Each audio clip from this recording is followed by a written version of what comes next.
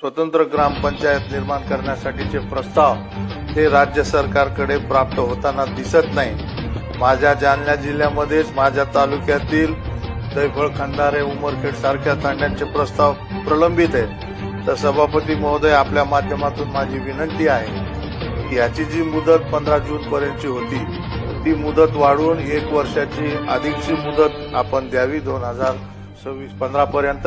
आणि ही सर्व जबाबदारी माननीय जिल्हाधिकारी यांच्या नेतृत्वाखाली जसं मास्टर प्लॅन ब्रथ आराखडा आपण तयार करतो तसं कंपल्सरी शासकीय प्रशासकीय यंत्रणेच्या माध्यमातून ही पूर्ण करावी। नसता बंजारा समाजातील तांड्यात राहणाऱ्या सामान्य आणि कमी शिकलेल्या लोकांना प्रस्ताव तयार करणे आणि तो प्रस्ताव पूर्णपणे नियमाने इथपर्यंत पोहोचवणे कठीण आहे। तर खऱ्या अर्थाने जर बंजारा